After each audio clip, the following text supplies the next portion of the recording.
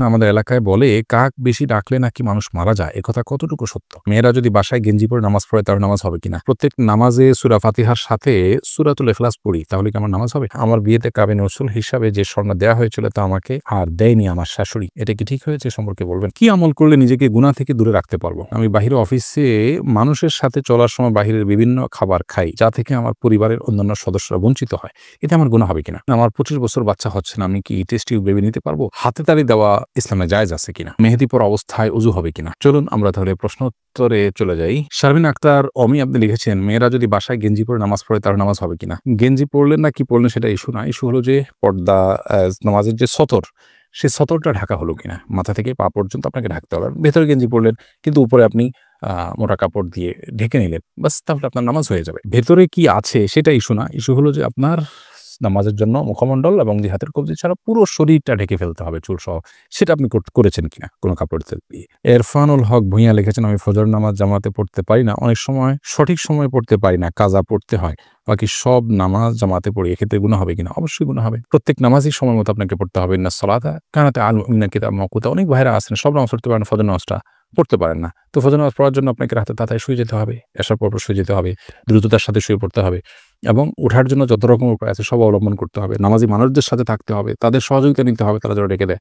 আপনি নানাবিধ চেষ্টা করলে অবশ্যই আপনার নামাজের অভ্যাস তৈরি হবে ইনশাআল্লাহ তাআলা। অন্তর ইসলাম আপনি লিখেছেন, প্রত্যেক নামাজে সূরা ফাতিহার সাথে সূরাতুল ইখলাস পড়ি, তাহলে কি আমার নামাজ হবে? সূরাতুল ফাতিহার সাথে আপনি বিভিন্ন সূরা পড়বেন। একটা নির্দিষ্ট সূরাকে আপনি কেন ফিক্স করে নিবেন? কোন সাহাবী অবশ্য অন্যান্য সূরা মিলাতেন সূরা ফাতিহার সাথে, পাশাপাশি সূরা ইখলাসও পড়তেন। সেই সাহাবীকে নবী সাল্লাল্লাহু আলাইহি ওয়াসাল্লাম জিজ্ঞেস করছেন, কেন পড়েন? তারা বলেছেন যে সূরা ইখলাসে আল্লাহর গুণগান এর কথা বলা আছে। শুধুমাত্র আল্লাহর কথাই এই সূরাতে বলা হয়েছে। সেজন্য তারা এটাকে ভালোবাসেন। তো নবী সাল্লাল্লাহু আলাইহি ওয়াসাল্লাম সেটাকে অনুমোদন করেছেন তাদের জন্য। বাট এমনিতে শুধুমাত্র ছোট্ট সূরা সংক্ষেপ, সেইজন্য আপনি শুধু সূরা ফাতিহাই ফিক্স করে ফেলেছেন, এরকম হলে সেটা মাকরুহ হবে। বরং আপনার একাধিক সূরা জানা থাকলে একেক সময় একেকটা পড়ার চেষ্টা করতে হবে। সামিল সরকার সোয়াদ আপনি লিখেছেন, মেহেদি পরা অবস্থায় ওযু হবে কিনা? হ্যাঁ, অবশ্যই হবে। মেহেদি পরার কারণে ওযুর কোনো ক্ষতি হবে না। কারণ মেহেদি এটা আমাদের মানে আমাদের শরীরের উপর, আমাদের ত্বকের উপর আলাদা কোনো প্রলেপ তৈরি করে দেয় না। আলাদা কোনো লেয়ার সৃষ্টি করে না। অতএব মেহেদি লাগানোর পর হাতে পায়ে আমরা ওযু করতে পারবো। কোনো অসুবিধা হবে না ওযুর জন্য। তবে নেইল পলিশ ইত্যাদি যদি হয় সেটা কথা ভিন্ন। কারণ সেটা আলাদা প্রলেপ তৈরি করে। আর মেহেদির ক্ষেত্রে একটা কথা আমাদেরকে জেনে রাখতে হবে যে বাজার থেকে যে আর্টিফিশিয়াল মেহেদি পাওয়া যায় সেগুলো আমরা লাগালে ওযু হবে কিনা? এর উত্তর হলো সেগুলা লাগালেও আমাদের হাতে পায়ে ওযু করতে পারবো আমরা। গোসল হবে, ওযু হবে। যদিও সেগুলো মনে হয় যে খসে পড়ে, আলাদা প্রলেপ আছে বলে মনে হয়। কিন্তু এটা নিয়ে আমরা যতটুকু ঘাটাঘাটি করেছি আ তাতে আমাদের কাছে পরিষ্কার হয়েছে যে এটা মূলত কেমিক্যালের কারণে চামড়ার উপরের একটা লেয়ার খসে পড়ে। এটা আলাদা কোনো আবরণ নয় যেটা ত্বকের উপরে তৈরি হয়। অতএব আর্টিফিশিয়াল যে মেহেদি বাজারে পাওয়া যায়, বাটি মেহেদি ইত্যাদি, সেগুলো ব্যবহার করলে ওযু হয়ে যাবে, গোসল হয়ে যাবে ইনশাআল্লাহ তাআলা। আব্দুল্লাহ গালিব আপনি লিখেছেন, আমি বাহিরে অফিসে মানুষের সাথে চলার সময় বাহিরের বিভিন্ন খাবার খাই, যা থেকে আমার পরিবারের অন্যান্য সদস্যরা বঞ্চিত হয়। এতে আমার গুনাহ হবে কিনা? আপনি বাইরে যখন অফিসে মানুষের সাথে চলার সময় বিভিন্ন খাবার খান, এটার সবগুলোতে পরিবারের সদস্যদেরকে অংশগ্রহণ করাতে হবে এমন তো বাধ্যবাধকতা নেই। আপনি যদি ইচ্ছাকৃত তাদেরকে বঞ্চিত না করানোর নিয়ত না থাকে বা তাদের হক আদায় না করে আপনি বাইরে অনেক বেশি ভোগ করেন, তাহলে সেক্ষেত্রে ভিন্ন বিষয়।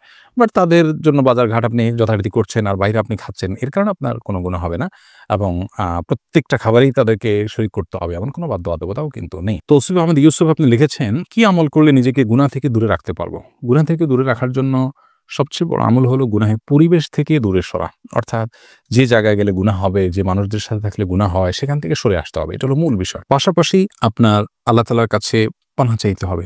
গুনাহ মুক্ত থাকার জন্য আল্লাহর কাছে দোয়া করতে হবে।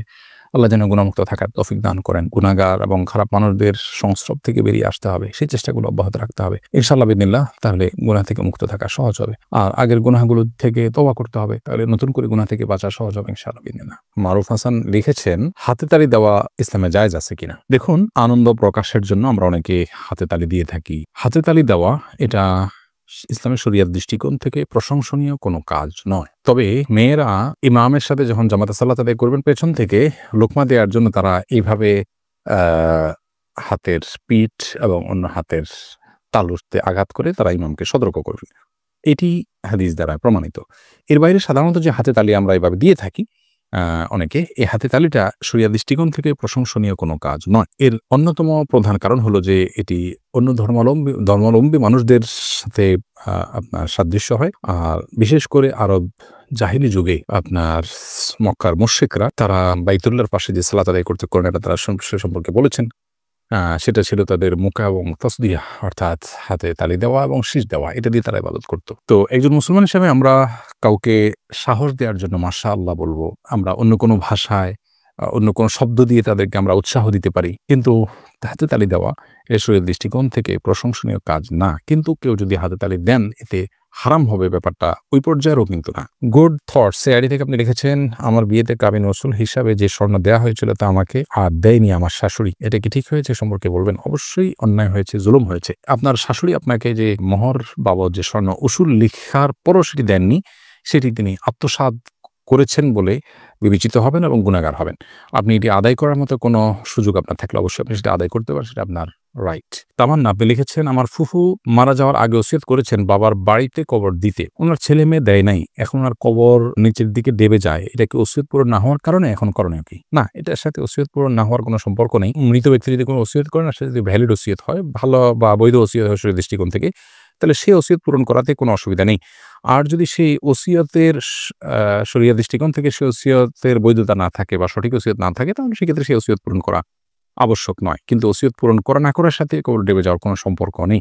এই কবরকে যাতে ডেবে না যায় তার জন্য ব্যবস্থা গ্রহণ করা যেতে পারে।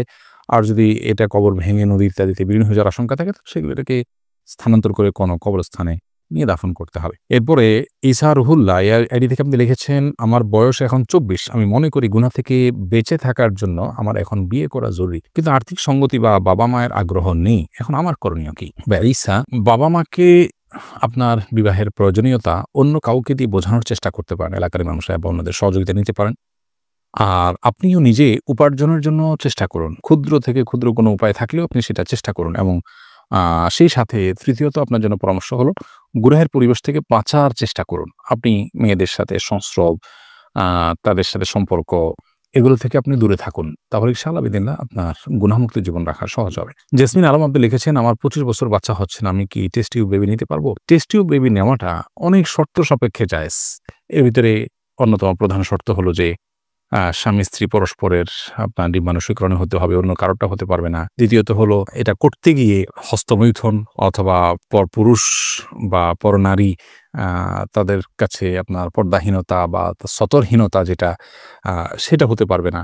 এরকম বিভিন্ন শর্ত সাপেক্ষে যদি স্বামী-স্ত্রী পরস্পরের ডিম্বাণু শুক্রাণু সংগ্রহ করা যায় এবং টেস্ট টিউব বেবি নিতে চান তাহলে সেক্ষেত্রে নিতে পারেন। অনেকগুলো শর্ত আছে এক্ষেত্রে। আরিয়ান খান নাহিদ আপনি লিখেছেন, আমাদের এলাকায় বলে কাক বেশি ডাকলে নাকি মানুষ মারা যায়। একথা কতটুকু সত্য? কাক বেশি ডাকলে মানুষ মারা যায় এরকম কোনো কথার কোনো ভিত্তি নাই। সম্পূর্ণ কুসংস্কারাচ্ছন্ন একটি বিশ্বাস, অনেক কুসংস্কারাচ্ছন্ন বিশ্বাস এখনো আমাদের সমাজের রন্ধ্রে রন্ধ্রে আছে। এগুলো আমাদেরকে দূর করতে হবে। মুসলমানের বিশ্বাস হতে হবে কোরআন এবং হাদিস ভিত্তিক, ওহী ভিত্তিক, কিংবা আপনার অভিজ্ঞতার আলোকে প্রমাণিত। নিছক লোকের মুখে শোনা এবং ধারণাভিত্তিক কথা এটাকে বিশ্বাস করবে না মুসলমান। যদি করেন তাহলে সেটা তার ঈমানের ঘাটতি এবং ঈমানের দুর্বলতা, ইসলাম সম্পর্কে অজ্ঞতার প্রমাণ হবে এবং সেটা কোনো কোনো ক্ষেত্রে শিরকে পর্যবসিত হতে পারে।